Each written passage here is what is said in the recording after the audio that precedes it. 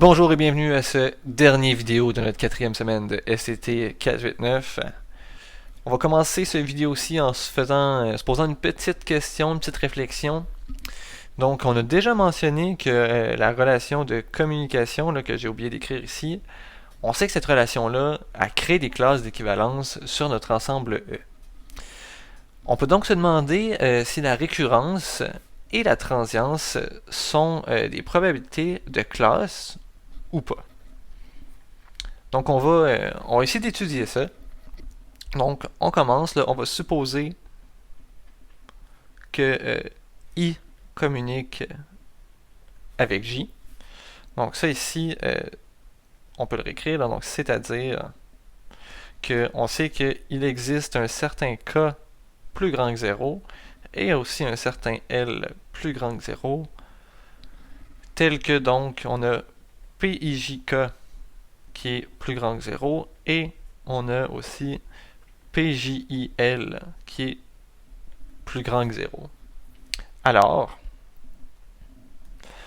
on a que la sommation pour les n plus grand ou égal à 0 des PJJN.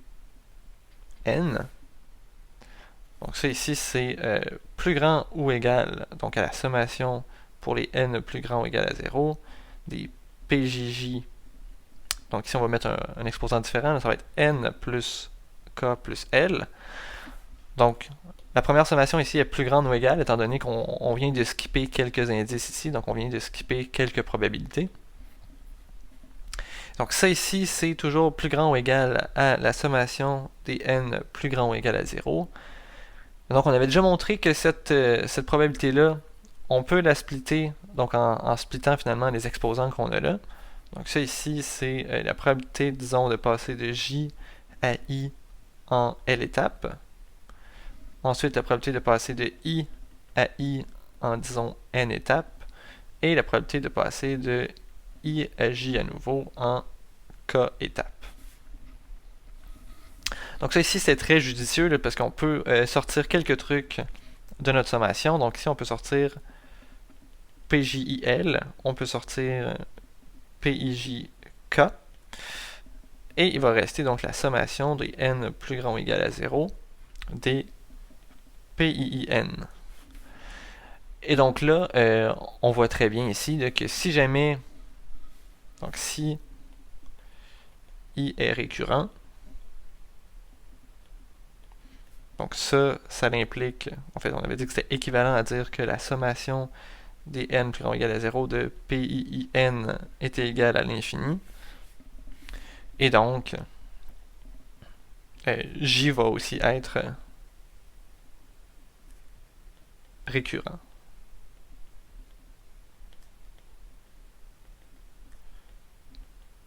Donc la raison pourquoi que J va aussi être récurrent, c'est que la somme qui ici va être égale à l'infini. Et donc la somme initiale qu'on avait, qui correspond à la somme qu'il faut regarder pour savoir si un état est récurrent, va être aussi donc égale à l'infini. Et donc, on peut montrer là, de façon analogue la même chose pour la transience. Donc, on a bel et bien que la transience et la récurrence sont des propriétés de classe.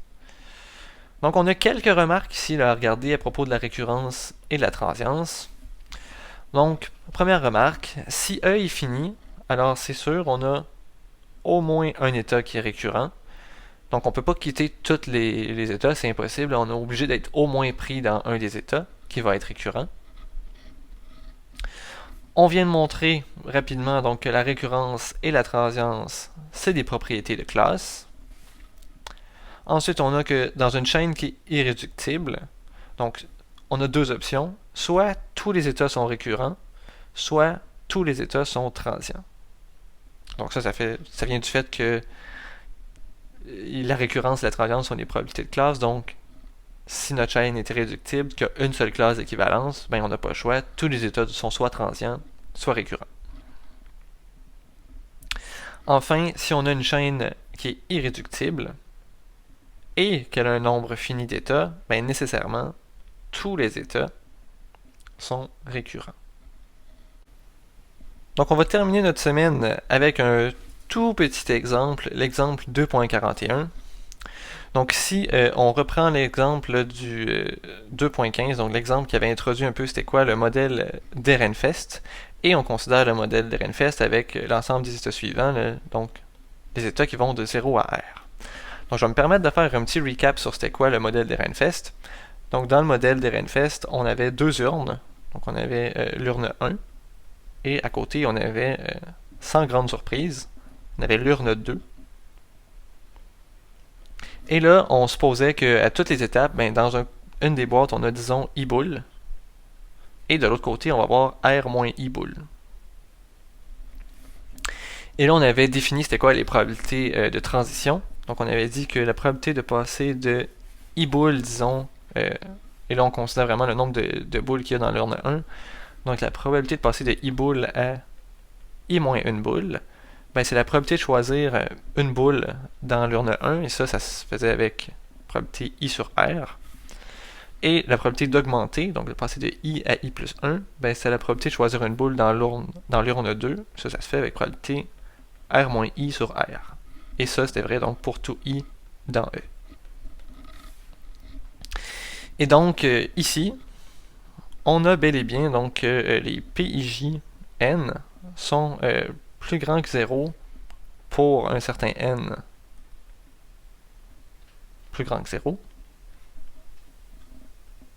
Et ça pour tout ij dans E.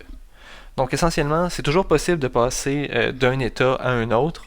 On ne sait pas nécessairement en combien de pas que ça va prendre, ça va dépendre de la distance entre ij, mais on sait que c'est toujours possible à cause des probabilités de transition qui sont données ici.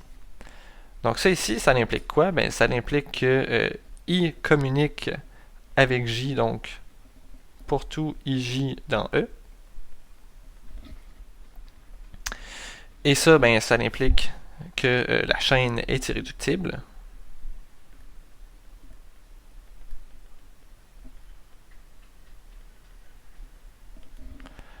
Enfin, étant donné que E est fini, donc comme E est fini, on a que tous les états sont récurrents.